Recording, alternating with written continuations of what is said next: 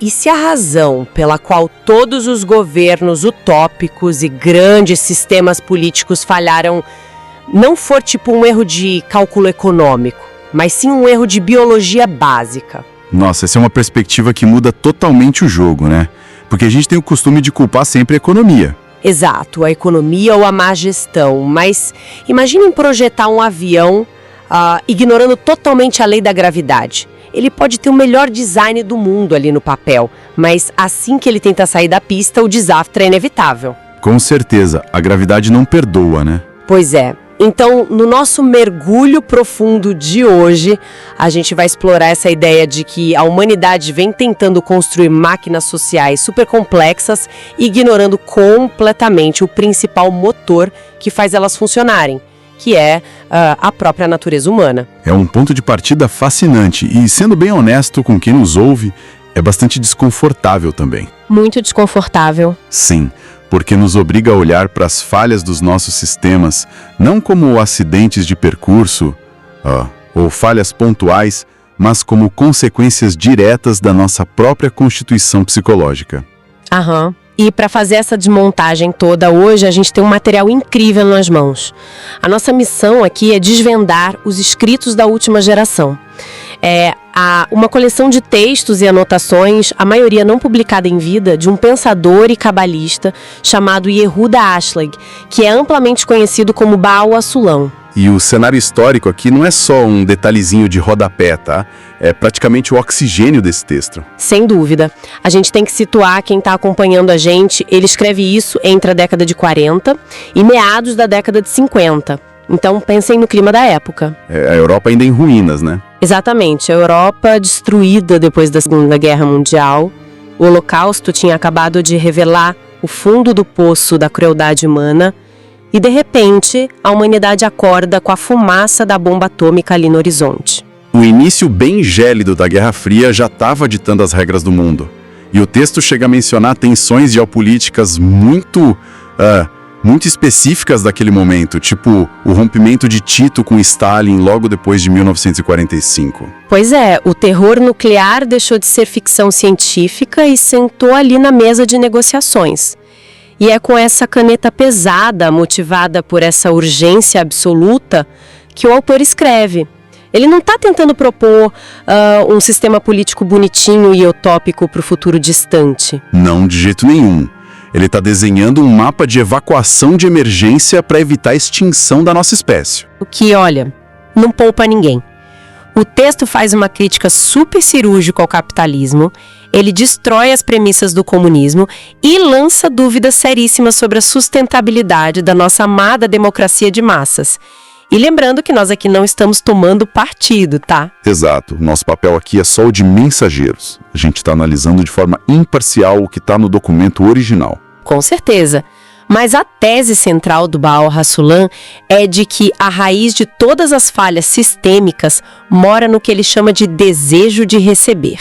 Basicamente, ele divide a humanidade em duas categorias de uma forma muito pragmática. Sim, é uma divisão bem drástica. Bem drástica. De um lado, os egoístas, que são programados para extrair benefício de tudo ao redor, e do outro lado, os altruístas, os idealistas natos.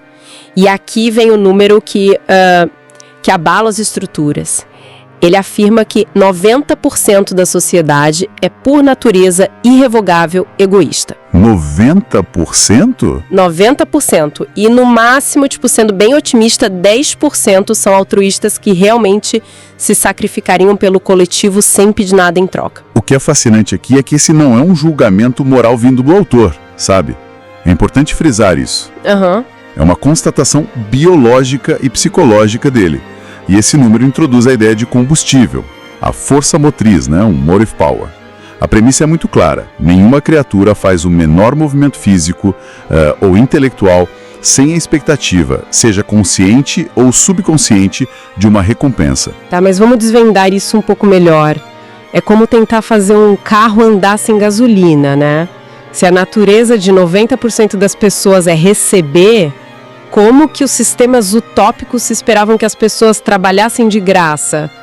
A utopia não ignorou a biologia nesse ponto? Ignorou totalmente. E se não houver combustível para empurrar o corpo simplesmente não se move. Mas peraí, deixa eu fazer um papel de advogada do diabo aqui, porque quem escuta isso pode imediatamente pensar em contra-exemplos. E o instinto materno? E aquelas pessoas comuns que pulam num rio para salvar um estranho? Ou que doam parte do que tem para causas humanitárias? A própria biologia evolutiva mostra que somos uma espécie que sobreviveu justamente porque a gente colaborou em tribos, né? Dizer que 90% só pensa no próprio umbigo não é simplificar demais essa biologia? É uma ótima provocação e o texto exige essa diferenciação mesmo. O que a gente chama de instinto materno, ou até essa solidariedade tribal que você mencionou, o autor ainda classifica dentro da esfera do desejo de receber. Ah, é? Como assim? Só que de uma forma expandida, entende? A mãe protege o filho porque o filho é percebido como uma extensão biológica e emocional dela mesma. A perda dele causaria uma dor insuportável para ela. Nossa, faz sentido. E a tribo colabora porque o indivíduo entende que sem o grupo ali ele morre. O egoísmo ali assumiu uma forma colaborativa por pura necessidade de sobrevivência, mas o núcleo ainda é o benefício próprio ou a preservação dos próprios genes. Caramba! E os 10%? O altruísmo genuíno que esses 10% possuem é diferente.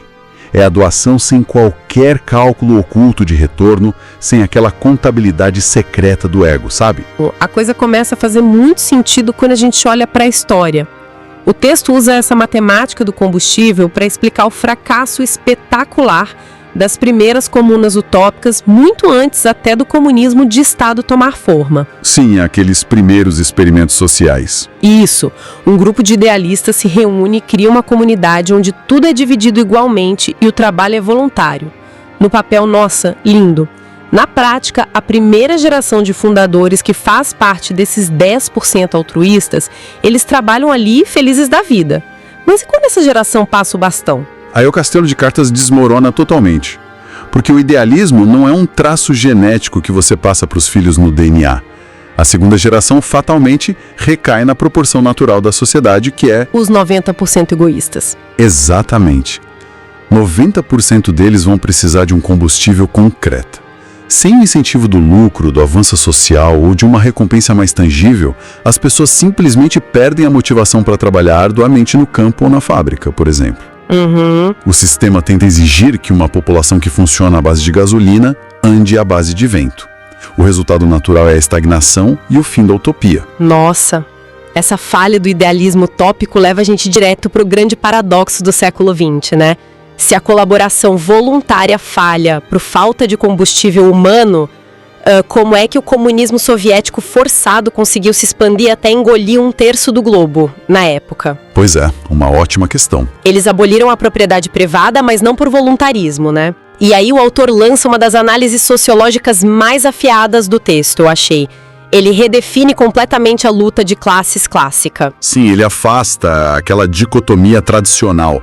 O que é fascinante aqui é como o Bal Hassulam observa a União Soviética da época e conclui que os termos burguesia e proletariado perderam completamente o sentido prático. Totalmente obsoletos, né? Sim. A nova luta de classes, segundo ele, acontece entre o que ele chama de classe dos diligentes e a classe dos incompetentes, ou a massa trabalhadora. Diligentes e incompetentes. Explica isso melhor pra gente. Os diligentes agora não são mais os donos das máquinas ou das terras, mas são os burocratas, os supervisores, os executivos do partido e aquela elite intelectual.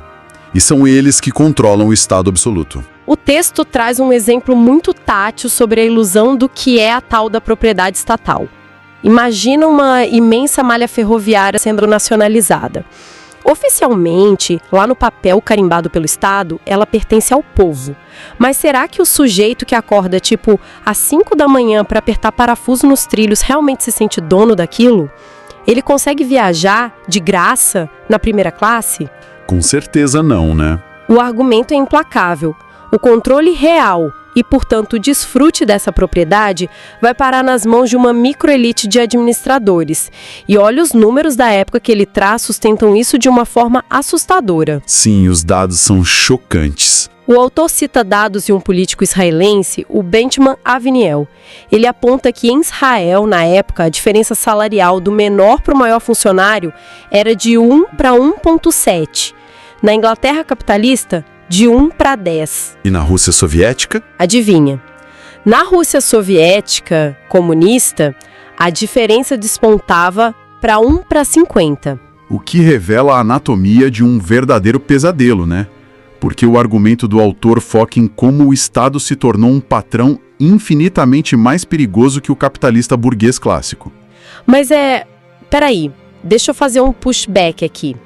A promessa marxista não era justamente eliminar a exploração? O texto está argumentando que o Estado apenas substituiu o patrão burguês por um burocrata do governo com poderes de vida ou morte sobre o trabalhador? Exatamente isso. É importante lembrar que estamos apenas observando a dura crítica sociológica do autor aos regimes que tentam impor o altruísmo na ponta da baioneta, mantendo a neutralidade aqui. Claro, claro. Mas no capitalismo clássico, por mais falho que ele seja, o trabalhador ainda tem algum poder de barganha. Ele pode entrar em greve, ele pode procurar a imprensa, ele pode, teoricamente, mudar de empregador. Sim, tem opções. Mas num regime de coerção, onde o Estado centraliza tudo, ele não é apenas o dono da fábrica. Ele é o dono da polícia, das cortes de justiça, do fornecimento de comida e dos jornais. Você perde até o direito de greve. E isso responde ao problema do combustível, né? Já que não havia o incentivo financeiro para a grande massa, e essas pessoas, por natureza, a gente já viu, não trabalham pelo ideal abstrato do Estado, qual foi o combustível utilizado? O terror? O terror, a fome e a coerção física. Sem o desejo natural de receber, o Estado precisava criar legiões e legiões de supervisores cruéis para extrair a produção na base da força bruta. A propriedade pública se tornou só um escudo retórico para essa exploração. É uma desconstrução muito severa de como a tentativa de impor a igualdade pela força invariavelmente gera tirania. O que nos leva à conclusão óbvia que qualquer pessoa que está nos ouvindo faria, né? Que seria a democracia. Sim, se o Estado totalitário é um desastre opressivo, então o oposto dele, a democracia e o governo da maioria livre, seria nossa salvação natural. Certo. Certo. Mas é impressionante como o texto desbanca essa esperança quase com a mesma velocidade. Sem dúvida. É aqui que a coisa fica realmente interessante, na minha opinião. A análise dele não poupa a democracia de massas. Ele faz isso dissecando a própria natureza da opinião pública. Porque a premissa de que a maioria tem sempre a razão pressupõe que essa maioria toma decisões baseadas numa bússola moral super rígida, né? O que, como a gente viu, não é o caso. Exato. Ele nos lembra daquela matemática biológica do início. Se 90% opera puramente com base no egoísmo e no benefício próprio, a opinião pública é fundamentalmente utilitarista. É como um catavento moral. Uma analogia perfeita. Se alguém provar que a crueldade é mais lucrativa para a nação hoje, a opinião pública descarta a ética imediatamente. A democracia sem uma âncora moral não é uma bomba relógio? Isso levanta uma questão importantíssima no texto. A moralidade laica, baseada apenas no bem social ou no benefício público, provou ser terrivelmente frágil. Se a educação te ensina que não se deve matar ou roubar apenas porque isso prejudica o funcionamento prático da sociedade, o que acontece no dia em que um líder carismático surge? O cenário muda de figura totalmente. Muda. Imagina alguém argumentando com uma retórica brilhante que prejudicar um grupo específico, na verdade, vai trazer mais riqueza e espaço para a maioria. A opinião pública vira a chave na hora. Imediatamente. E o texto aponta diretamente para o trauma mais recente daquela época, que era a Alemanha. O autor destaca que a Alemanha não era uma sociedade sem educação. Muito pelo contrário, era o berço de alguns dos maiores intelectuais, cientistas, filósofos. Uma das nações mais civilizadas do mundo na época. Sim, e no entanto, toda essa educação não resistiu à retórica de Hitler. E o detalhe crucial que o autor faz questão de sublinhar é que a ascensão ocorreu por vias democráticas. Foi pelo voto da maioria. O nazismo, segundo o autor, não foi um desvio exclusivo da Alemanha, mas sim o fruto natural da democracia e do socialismo, quando despojados da religião, das boas maneiras e de um senso de justiça profundo. Uau! É quase um aviso profético sobre a fragilidade das instituições laicas modernas, né? Porque o quadro pintado até aqui é sombrio. De um lado, a ditadura da espada. Do outro, democracias frágeis que podem abraçar a tirania pelo voto. Diante disso, e da ameaça iminente das bombas atômicas que tinham acabado de ser descobertas, qual é a saída de emergência proposta por Baal HaSulam? E aí que ele apresenta a proposta radical da religião da doação ou religião do altruísmo. Mas a religião no sentido tradicional? Não. É muito importante a gente redefinir isso como ele faz. Ele não está falando de rituais ortodoxos, templos ou devoção cega. Ele está pegando a regra de ama o teu próximo como a ti mesmo e colocando como único meio de sobrevivência global prático. Como uma ferramenta social mesmo. Exato. Ele usa o método da Kabbalah não como misticismo, mas como um sistema operacional para reconfigurar as intenções da sociedade. E para explicar isso, ele usa dois conceitos centrais, Lo Lishma e Lishma. Tá, me explica essa transição porque eu achei bem complexa. Claro, Lo Lishma significa agir de forma correta, mas por interesse ou medo. É fazer o bem esperando uma recompensa ou fugindo de uma punição. Lishma já é agir pela doação pura, o bem pelo bem. Certo. Mas como forçar 90% de egoístas a agir pelo bem comum sem usar aquela violência soviética que a gente acabou de discutir? Se a pessoa não tem o desejo interior de ser boa, ela finge até conseguir. É bem por aí, mas com um empurrão da realidade. O autor é extremamente pragmático aqui. Ele tem até umas influências filosóficas que lembram William James ou Kant nessa parte. A humanidade, segundo ele, vai adotar o altruísmo primeiro pelo medo. O medo da bomba. Sim, o medo da Terceira Guerra Mundial e da aniquilação nuclear. Esse é o estágio do Lo Lishma. A necessidade material de sobrevivência vai empurrar o mundo inteiro para uma estrutura cooperativa.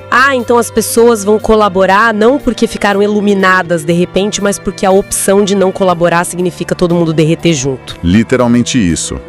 E o pulo do gato é que, com o tempo e com o poder do hábito social, o que começou forçado pelo medo vai se transformar num verdadeiro desejo de conexão. O cérebro social se reconfigura. O Lo Lishma vira Lishma. Nossa, é uma visão de neuroplasticidade coletiva incrível. Mas a teoria é só super grandiosa. Como é que o autor via a implementação prática e internacional disso na vida cotidiana? Ele propõe a transição do capitalismo, que é o meu, o teu é teu, para uma sociedade de altruísmo absoluto cujo lema é: o meu é teu, o teu é teu. O meu é teu, o teu é teu. Forte. Muito forte.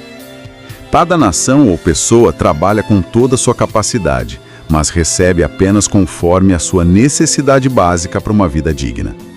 Não haveria tribunais de coerção física nesse sistema. Então, se eu produzo mais, eu não ganho mais dinheiro, qual vai ser meu castigo ou prêmio? Se a gente voltar para o problema do combustível, o que motiva alguém a inovar ou trabalhar mais se o retorno material é o mesmo? O pior castigo seria a desaprovação da opinião pública. E o maior prêmio seria a honra e o reconhecimento social concedido a quem mais serve à sociedade. Peraí. É aqui que quem nos ouve pode pensar em tecnologia atual. Se a moeda de troca passa a ser a honra e a aprovação pública, isso não soa perigosamente como um episódio de Black Mirror? Tipo aqueles sistemas de crédito social onde vizinhos monitoram vizinhos e as redes sociais cancelam quem sai da linha? E é um paralelo assustadoramente atual. Mas a diferença para o modelo do Baal HaSulam é justamente a base. Os sistemas distópicos de hoje são baseados em coerção e egoísmo, tentando forçar a obediência. O sistema de honra dele só funciona porque a sociedade já teria feito aquela transição para o Lishma, para o altruísmo genuíno. A pressão do ambiente não seria para punir ou humilhar por ódio, mas para reeducar com afeto e cuidado autêntico. A honra vira moeda pela celebração coletiva. Entendi. A intenção por trás muda tudo. E tem um detalhe fascinante sobre a geopolítica da coisa, porque ele diz que Israel deve ser o modelo para isso. Porque o texto, lendo com cuidado, deixa muito claro que não é por nenhuma superioridade racial ou intelectual. Exato, não tem nenhum viés de superioridade ali. Se a gente conectar isso ao quadro geral que o autor propõe, A escolha de Israel deriva puramente do trauma histórico. O povo judeu foi, documentadamente, o que mais sofreu os horrores da tirania e do egoísmo ao longo da história. Então, pela lógica deles, seriam os mais aptos a buscar e aplicar desesperadamente o antídoto. Perfeito. O projeto sionista na época, lembrando que estávamos na formação do Estado, só sobreviveria se fosse baseado nesse altruísmo internacional, nivelando a qualidade de vida com as nações vizinhas. Isso inclui os árabes. O texto fala disso. Sim, o texto especifica a integração e o nivelamento de qualidade de vida com os vizinhos árabes. Então, o que tudo isso significa na prática geopolítica? Isso não seria a criação de um centro utópico de influência? Um modelo pequeno que irradiaria para fora, onde as nações ricas teriam a obrigação moral, ou até prática, de ceder seus excedentes para as nações pobres para evitar guerras pelos recursos básicos? É exatamente esse o pragmatismo dele. O autor viu que fronteiras fechadas e o acúmulo de riqueza por alguns países inevitavelmente geram guerras. O modelo não busca resolver a desigualdade só para ser virtuoso, mas porque na era atômica, a desigualdade extrema significa a extinção mútua de todo mundo. E a gente não pode esquecer que ele não era só um teórico de poltrona, né? Jeito nenhum. Baal Hassulam se encontrou com líderes históricos da época, como Ben-Gurion, numa tentativa real de convencê-los a aplicar esses princípios na fundação de Israel. Ele estava muito engajado no mundo real. É uma jornada realmente impressionante. A gente partiu de uma crítica super severa aos sistemas de exploração baseados no egoísmo, passamos pelo perigo das opiniões públicas manipuláveis e chegamos nessa proposta de sobrevivência pelo altruísmo prático, forçado inicialmente pelo advento da bomba atômica. É um diagnóstico brutal e uma solução ousada. Mas antes da gente encerrar, o capítulo 5 da Fonte traz um pensamento provocativo que eu acho vital deixar com quem está acompanhando a gente. Ah, sim. Compartilha essa parte porque eu achei muito pertinente para os dias de hoje. O texto adverte que a ciência e os ideólogos modernos muitas vezes sentem que precisam destruir as opiniões e as sociedades antigas para construir as suas novas verdades. Como se precisassem queimar uma biblioteca inteira só por considerá-la inútil para o momento. Exato. E o autor apela fortemente com a regra não destrua. Não destrua. Sim, ele avisa que a sanha de queimar tudo o que a gente discorda do passado não gera progresso, gera escombros. E ele termina com uma reflexão profunda. Quem se foca apenas em afogar os outros, acabará afogado pelas próprias águas. Uau! É a reflexão perfeita para o nosso público.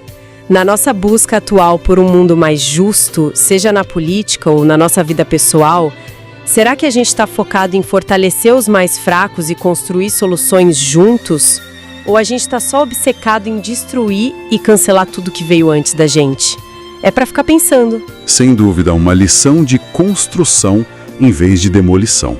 Bom, a gente espera que nossa análise de hoje tenha provocado boas reflexões. Agradecemos muito a companhia de todo mundo que nos ouviu até aqui. Pensem sobre o papel de vocês nesse grande sistema de trocas e doações. Até a próxima imersão.